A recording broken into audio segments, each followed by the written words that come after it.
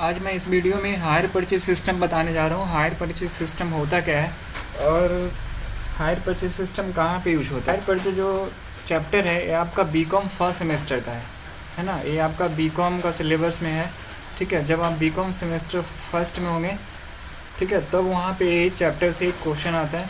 Theoretical question यहाँ से पूछा जाता है और वो भी ये काफ़ी इंपॉर्टेंट चैप्टर है क्योंकि ये 15 मार्क्स का ये पूछा जाता है, ठीक है। एग्ज़ाम में ये पूछा जाता है। इससे थ्योरेटिकल और प्रैक्टिकल दोनों से के थ्योरेटिकल क्वेश्चन को थ्योरी लिख के आ सकते हैं या फिर एक प्रैक्टिकल क्वेश्चन बना सकते हैं। आपके पास दोनों ऑप्शन होगा, दोनों में से एक का आंसर करना होगा, ठीक है।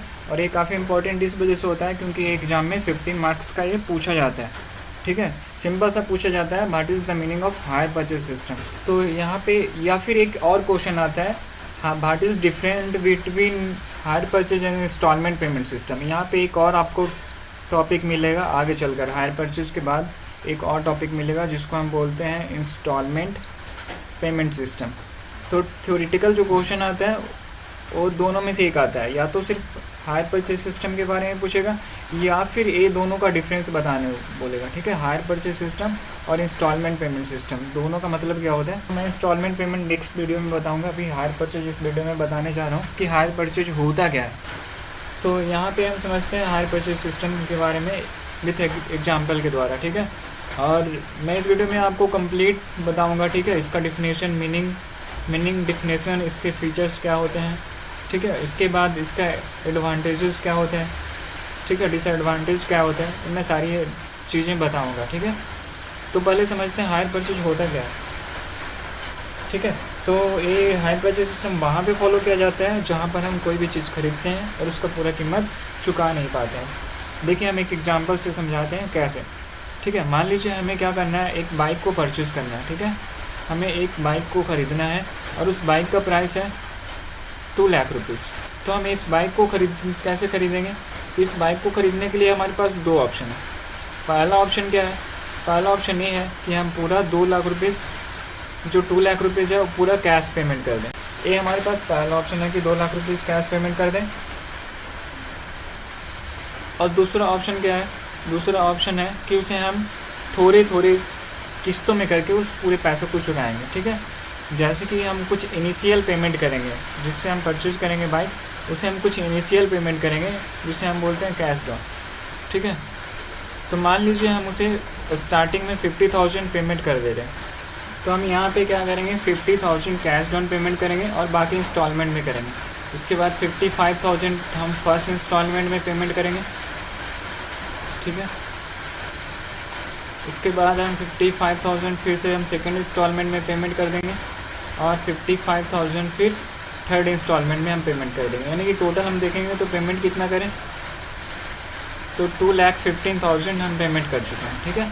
तो एक्स्ट्रा पेमेंट हुआ। अगर हम कैश खरीदते हैं यहाँ पे तो हमें कितना पेमेंट करना पड़ता है, 2 लाख रुपीज़, ठीक है। बट यहाँ पे हम इंस्टॉलमेंट में परचेज़ किए, यानी कि इस सिस्टम को फॉलो करके परचेज़ किए, तब हमें पेमेंट कितना करना पड़ा, 2,15,000 रुपये, है ना। यानी कि 15,000 एक्स्ट्रा पेमेंट किए, ठीक है। तो ये 15,000 किस वजह से एक्स्ट्रा पे किए, तो ये इंटरेस्ट का हम पेमेंट किए, ठीक है। ये हमारा 15,000 इंटरेस्ट कहलाया, ठीक है। और ये जो टोटल प्राइस है 2,15,000, इसे हम क्या बोलेंगे, इसे हम हायर परचेज प्राइस बोलेंगे, हायर परचेज प्राइस, ठीक है। ये हायर परचेज प्राइस हो गया, ठीक है। और ये 2 लाख रुपीज़ क्या कहलाया, कैश प्राइस, ये कहला गया कैश प्राइस, ठीक है। तो जब भी हम क्वेश्चन बनाएंगे प्रैक्टिकल क्वेश्चन, तो वहाँ पे हमको इंटरेस्ट निकालना होगा, ठीक है। सबसे पहला काम यही होता है इंटरेस्ट का कैलकुलेशन करना। तो हम इंटरेस्ट का कैलकुलेशन कैसे करते हैं, ठीक है। तो जब भी हम इंटरेस्ट निकालेंगे तो इंटरेस्ट कैसे निकालेंगे, तो हायर परचेज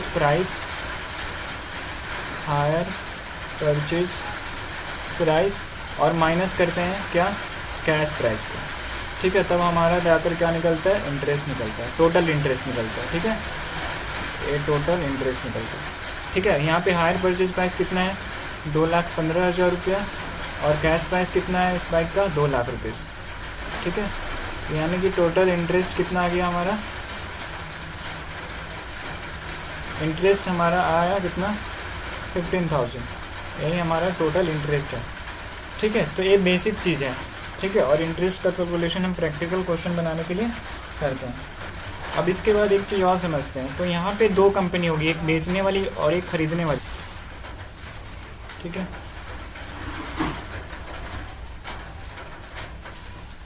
ठीक है, इसमें एक होती है परचेजर कंपनी। ठीक है, और सेकंड होती है सेलर कंपनी। परचेजर कंपनी वो कंपनी होती है जो सामान को परचेज करती है, और सेलर कंपनी वो होती है जो सामान को सेल कर रही होती है। ठीक है, परचेजर कंपनी को, सेलर कंपनी को हम वेंडर भी बोल सकते हैं इसको। ठीक है, वेंडर। ठीक है, और परचेजर कंपनी को हम परचेजर लिख सकते हैं या फिर बायर लिख सकते हैं। अब हम समझते हैं इसके बारे में आगे डिटेल से। ठीक है, तो यहाँ तक समझ में आ गया। एक होती है परचेजर कंपनी और एक होती है सेलर कंपनी। ठीक है, इसको हायर परचेजर बोलते हैं, इसको हायर सेलर भी बोलते हैं। इसको हायर परचेजर भी बोलते हैं, हायर परचेजर, और इसको हायर सेलर बोलते हैं। ठीक है, तो हायर परचेज सिस्टम का ज़रूरत क्यों पड़ा, इसका डिफिनेशन। ठीक है, तो हायर परचेज का मीनिंग हम देखेंगे, इसके बाद डिफिनेशन, फीचर्स, एंड इसके बाद हम इसके हायर परचेज सिस्टम का एडवांटेज एंड डिसएडवांटेज, सारी बातें को हम देखेंगे इस वीडियो में। ठीक है, तो सबसे पहले देखिए यहाँ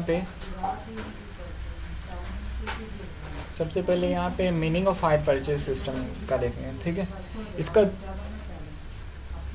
इसका PDF भी आपको मिल जाएगा हमारे टेलीग्राम चैनल पे, वहाँ पे मैं शेयर कर दूंगा, वहाँ से आप डाउनलोड कर सकते हैं। ठीक है, तो देखिए यहाँ पे meaning of hire purchase system, यहाँ पे दिया हुआ hire purchase system is an important system of purchase, है ना। यानी कि हायर परचेज सिस्टम एक इम्पॉर्टेंट सिस्टम है परचेज करने का एंड सेल का।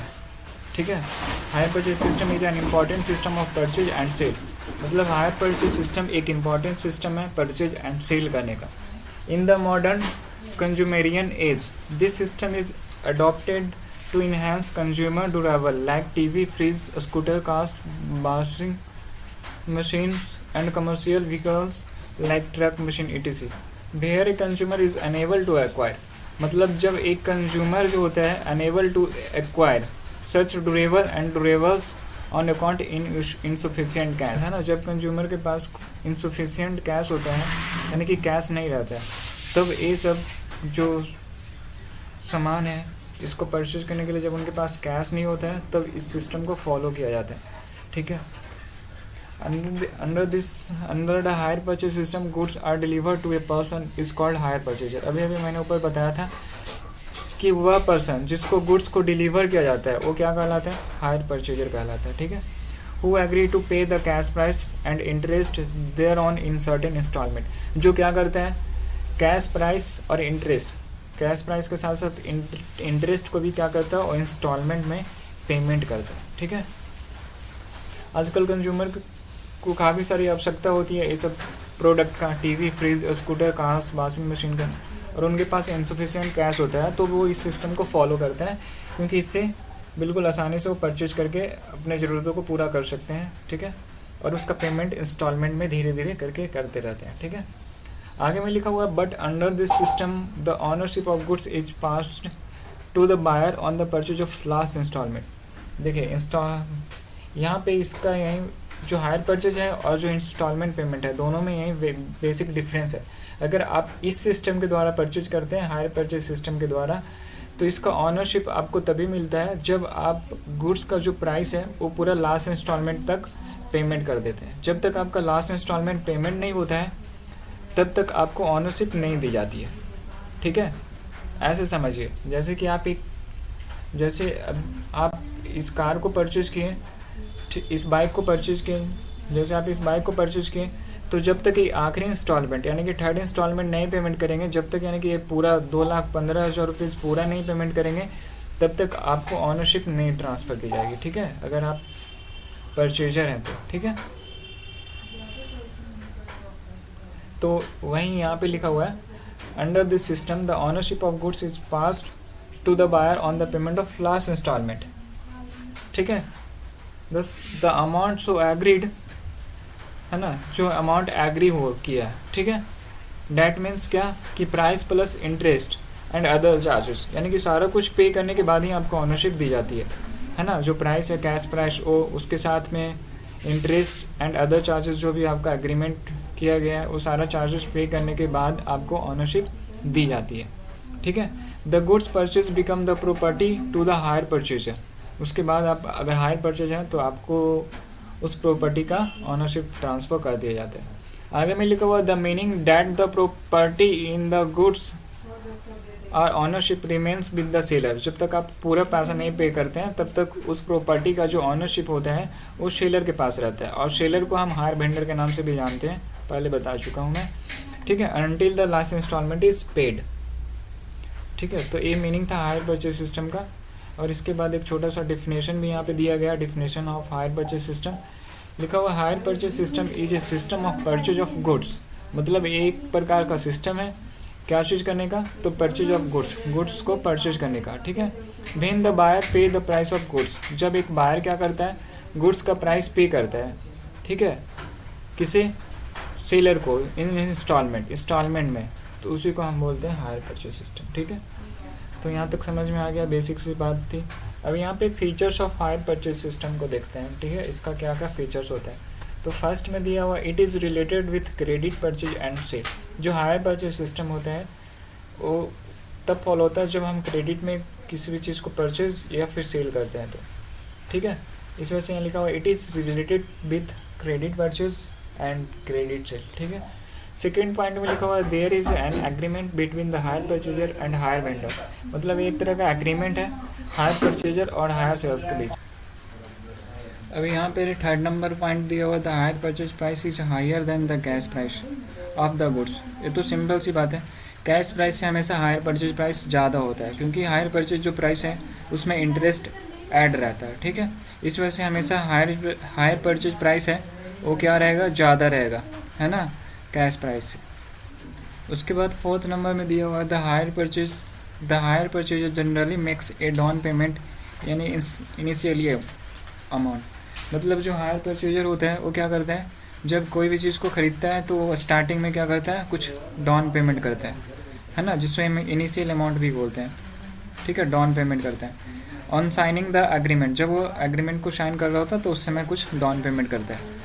And balance of the amount along with interest is paid in instalment for a specified period. मतलब बाकी का जो बैलेंस बचेगा, बैलेंस ऑफ अमाउंट, वो क्या करेगा, इंटरेस्ट के साथ में पेड करेगा इंस्टॉलमेंट में, ठीक है, एक स्पेसिफाइड पीरियड में, यानी कि जो तय जो है समय, उसके उस तय समय में पेमेंट करेगा, ठीक है। आगे में लिखा हुआ है fifth number point position of the goods is transfer to the hire purchaser immediately after the contract. मतलब यहाँ पे बोला है पोजीशन ऑफ गुड्स, है ना, इस ट्रांसफ़र, मतलब गुड्स जो ट्रांसफ़र होगा हायर परचेजर को वो इमीडिएट हो जाएगा, ठीक है, आफ्टर द कॉन्ट्रैक्ट, यानी कि जब कॉन्ट्रैक्ट बन जाएगा उसके बाद जो गुड्स है वो तुरंत हायर परचेजर को क्या किया जाएगा, ट्रांसफ़र कर दिया जाएगा, ठीक है। आगे में 6 नंबर पॉइंट में दिया हुआ the goods are delivered by the hire vendors on the condition that the buyer will pay the agreed amount in instalment. यहाँ पे इसका मतलब क्या हुआ कि गुड्स डिलीवर्ड होगा हायर वेंडर के द्वारा, है ना, गुड्स जो डिलीवर्ड होगा हायर वेंडर के द्वारा, ठीक है, किसे डिलीवर्ड होगा, तो हायर परचेजर को होगा। तो किस कंडीशन पे होगा कि वो क्या करेगा, जो बायर है, जो खरीदार है, वो क्या करेगा, पे करेगा अमाउंट, है ना, जो एग्री किया है ना, वो इंस्टॉलमेंट में, ठीक है। आगे में बोला each instalment is treated as hire charges till the last instalment is paid. यहाँ पे इंपॉर्टेंट चीज़ बोला है, ठीक है, 7 नंबर पॉइंट। यहाँ पे बोला है कि जब तक आप लास्ट इंस्टॉलमेंट पे नहीं करते हैं, है ना, मान लीजिए जो आपने बाइक ख़रीदा था, तो जब तक उसका लास्ट इंस्टॉलमेंट नहीं पे होता है तब तक आपको जो हर इंस्टॉलमेंट है, ईच इंस्टॉलमेंट है, उसको सिर्फ ट्रीट किया जाएगा किस तरह, हायर चार्ज के द्वारा। मतलब as a just like rent, है ना, रेंट के जैसा आपको ट्रीट किया जाएगा, ठीक है। और जब आपका लास्ट इंस्टॉलमेंट पे हो जाएगा तब आपको फाइनल फुल्ली ऑनरशिप ट्रांसफ़र कर दिया जाएगा। इसके बाद 8 नंबर पॉइंट दिया हुआ है ownership of the goods remain with the seller, that means owner of the goods till the last instalment is paid to him. ये वही चीज़ बोले है कि जब तक आपका लास्ट इंस्टॉलमेंट पेमेंट नहीं होता ठीक है, तब तक आपको ऑनरशिप नहीं दी जाएगी। लास्ट इंस्टॉलमेंट जैसे ही आपको पे होगा तब आपको ऑनरशिप ट्रांसफ़र कर दिया जाएगा। ठीक है, तो ये फीचर्स था हायर परचेज सिस्टम का।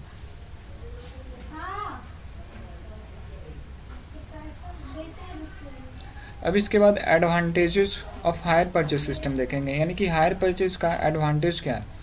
ठीक है, तो हायर परचेज सिस्टम के अंदर दो तो मेन चीज़ आती है, एक हायर परचेजर, ठीक है, एडवांटेज टू द परचेजर, मतलब ये हायर परचेज हो गया, हायर परचेजर हो गया, और इसके बाद एडवांटेज टू द वेंडर, मतलब ये हायर सेल्स हो गया। ठीक है, एडवांटेज टू द वेंडर मतलब ये हायर सेलर भी कहलाया। ठीक है, हायर सेलर, ठीक है, और ये हायर परचेजर कहलाया। ठीक है, तो ये दोनों तो बेसिक चीज़ें हैं, दोनों के बारे में हमें जानना कंपलसरी है, हायर परचेजर के बारे में और हायर सेलर के बारे में। इसके बाद तीसरा चीज़ जो आता है एडवांटेजेस टू द सोसाइटी, यानी कि सोसाइटी को भी इससे क्या बेनिफिट हो रहा है इस सिस्टम को फॉलो करने से। ठीक है, तो देखेंगे हम एक एक कर इसके बारे में।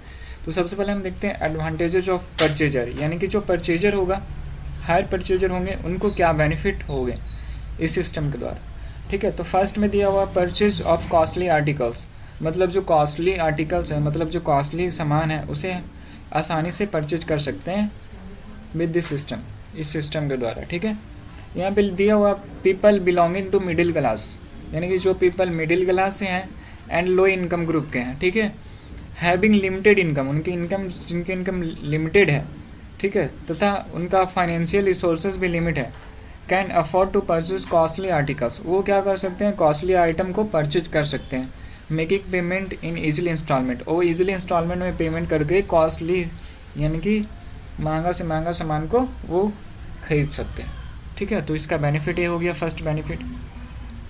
सेकंड बेनिफिट हो गया कन्वीनियंस इन पेमेंट, यानी कि पेमेंट करने में सुविधा यहाँ पे मिलता है। ठीक है, due to payment being made in instalment, यानी कि जो पेमेंट करते हैं वो इंस्टॉलमेंट में पेमेंट करते हैं।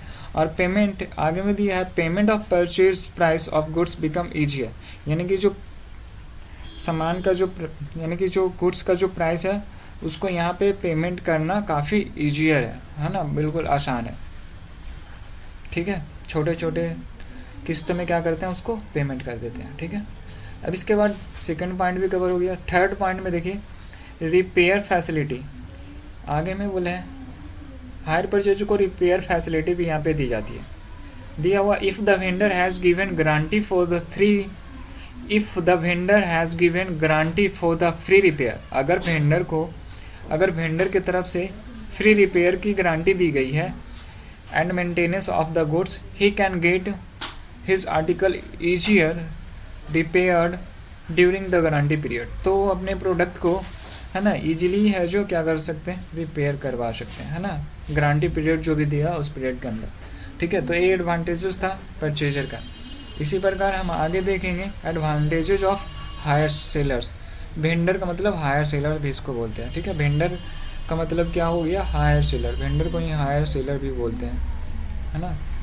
ठीक है, तो इसका एडवांटेजेस क्या है, सेलर का क्या बेनिफिट है, तो देखेंगे इंक्रीज वैल्यू ऑफ सेल्स, जो सेलर हैं उनका है जो सेल्स का वैल्यू इंक्रीज हो जाएगा, है ना, क्योंकि ये ईजी सिस्टम है। इस सिस्टम के द्वारा काफ़ी जो मिडिल क्लास लो लेवल के लो इनकम ग्रुप के जो हैं वो सारे लोग परचेज करेंगे, है ना, तो जाहिर सी बात है उनका जो हायर सेलर है उनका नंबर ऑफ क्वांटिटी ज़्यादा सेल होगा। ठीक है, तो वहीं लिखा हुआ है यहाँ पे increase value of sales. Second point में बोला इंक्रीज प्रॉफिट, जाहिर सी बात है जब ज़्यादा सेल होगा तो ज़्यादा प्रॉफिट होंगे। ठीक है, तो इस वजह से यहाँ पे लिखा हुआ है इंक्रीज प्रॉफिट। दिया हुआ है large volume of sales ensure increase in profit to the seller, मतलब जब ज़्यादा लार्ज वॉल्यूम में सेल होंगे तो क्या होगा, प्रॉफिट भी हमारा ज़्यादा होगा। ठीक है, थर्ड नंबर पॉइंट दिया हुआ है इंक्रीज इन एम्प्लॉयमेंट, जब ज़्यादा सामान का सेल होगा तब जाहिर सी बात है एम्प्लॉयमेंट भी बढ़ेगी, क्योंकि ज़्यादा सामान सेल होने के कारण ज़्यादा प्रोडक्ट का मैन्युफैक्चरिंग किया जाएगा तो वहाँ पे ज़्यादा एम्प्लॉय का आवश्यकता होगा। ठीक है, तो यहाँ पे दिया हुआ as the payment is to be made in easy instalment, यानी कि जब पेमेंट करने का जो ऑप्शन यहाँ पे है वो ईजी बना दिया गया है। इस वजह से क्या होगा, demand for the product increases, product का डिमांड है जो इंक्रीज कर जाएगा, है ना, तो प्रोडक्शन ज़्यादा होगी तो ज़्यादा प्रोडक्शन होगी तो यहाँ पे एम्प्लॉयमेंट का अपॉर्चुनिटी है जो ज़्यादा होगा। ठीक है, तो ये एडवांटेज था विंडोज़ का। ठीक है, इसके बाद हम नेक्स्ट वीडियो में इसके प्रैक्टिकल क्वेश्चन के बारे में देखेंगे। ठीक है।